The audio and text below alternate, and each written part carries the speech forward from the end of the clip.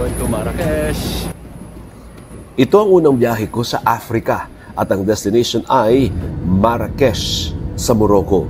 Galing kaming civil nito kaya nasa baba lang niyang Morocco pero ibang continent na siyempre from Europe to Africa. Marrakesh. Pagdating namin ng hotel, we just dropped off our luggage. Gumala na agad kami ni Mike. Ang unang pinuntahan namin, ang pinakasikat na square sa Marrakesh, ang Jemaa El Fna. Para siyang palengke na malaki, na nandun na lahat mula pagkain, damit, souvenir items, at kung ano-ano pa, dito mo lahat makikita. Dito rin yung mga may gimmick, yung mga naka-native costume ng ganyan. May naglalaro sa cobra, nakita niyo yan sa YouTube, di ba? May mga unggoy, ibon, reptiles, at iba pa mga exotic animals na nandito rin sa square na ito. Warning lang po sa mga turista, pag nakita kanilang nagpipicture, naku lalapitan po kayo at aalokin na magpa-picture sa hayop sa kamaniningil. Nung malapit na mag-sunset, mga pasado alas 7 na ng gabi, pumuesto na kami sa isa sa mga restaurants na may terasa para kita yung malaking bahagi ng square from an elevation. Ani brother, this is chicken. Siyempre, nag-order kami ng tagine. Kilala sa kanila, parang national dish tagine. Akin yung chicken, beef yung kay Mike, pero mas masarap, mas malasa po yung beef eh. Actually, it looks actually better than chicken also.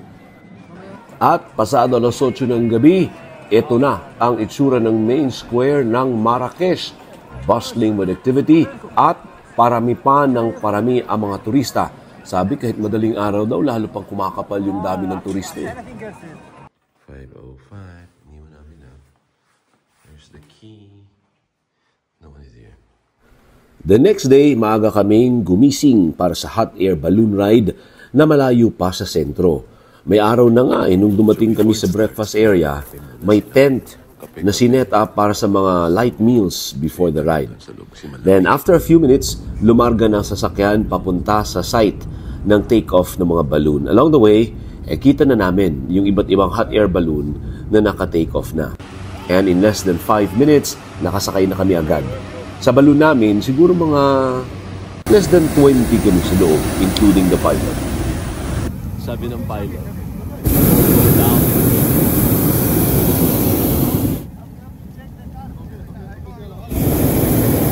ganito sa Cappadocia.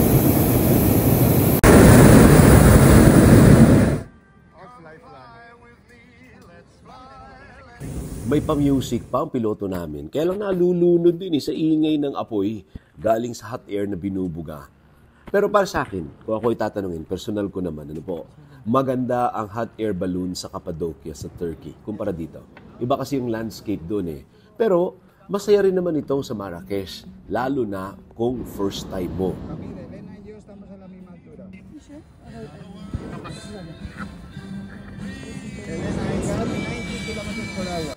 After siguro mga 30 minutes, pababa na rin yung hot air balloon namin. At least may certificate din, gaya sa Cappadocia. We're about to land. Oh, it was an amazing experience. Kakaiba siya. Pero mas maiksi ito, mas mahaba yung ano. Oo. So, si Alvin El Chico daw nakasakay dyan. Next, camel naman.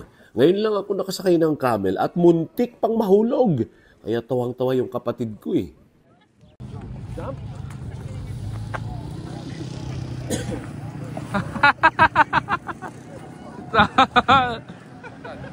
How did I do? Say hello, okay. Tol. So parang nakatali, yung camel ko nakatali sa camel niya na nakatali din sa ayan. Sunod-sunod. So pag yung isa tumumba, tutumba lahat. I thought ako na yung last. May tao pa pala sa likod ko.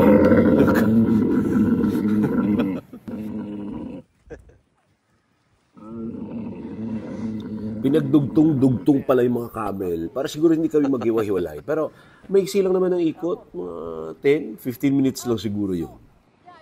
Tsaka ikot-ikot lang dito. So the camel ride. The next day, sumabak naman kami sa street food tour. Mga local delicacies ng Marrakesh like May nakain kaming soup, candies, snails. Mas masarap kung di hamak ang kuhol. Ano ba pang klase ng snails natin sa Pinas? Lalo na yung may gata.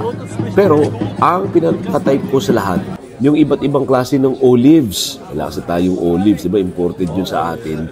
Ang sarap doon, iba-iba po yung lasa. May mild, merong super tapang, at meron namang maanghang.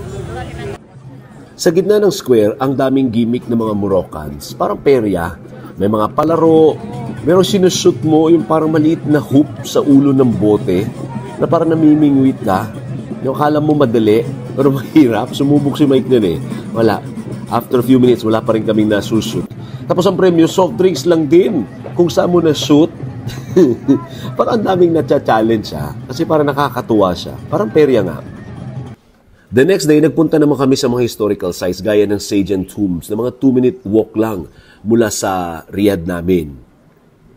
Meron din sila mga palasyo na hindi nabuo pero bakas yung karangyaan ng mga nakaraang sultan na naghari noong mga unang panahon. Gaganda ng mga design at kita mo talaga na grandiose siya noong unang panahon. Ayan o, parang may gubat sa gitna. Ito ang ganda din ng courtyard o. Maganda rin yung isa naming napuntahan na school, yung Ben Yusuf Madrasa, school ng mga Muslim. Marangyang architecture, yung kulay, yung mosaic, ang ganda, yung carvings, amazing. At super pretty po yung courtyard. So sa mga travelers guide natin, it's not every day that we see Moorish and Islamic influences sa mga gusali. Kaya let me end this video with our Riyadh. Ang Riyadh po ay common accommodation sa Morocco. Ang prominent feature ng Riyadh, may courtyard sa gitna ng mga rooms. Maraming iba't ibang colored tiles pero ang na-assign sa amin, green ang dominant color. We stayed in Riyadh Al Misk na may sarili ring charm. And pleasant din po yung staff plus may restaurant din sa taas. Ang balita ko, maraming super gandang Riyadhs all over Marrakesh. Just waiting to be explored. Kaya ano pang inaantay ninyo? Planuhin na ang susunod na biyahe. Sabay-sabay tayong ma-inspire sa mga travel ni Awal.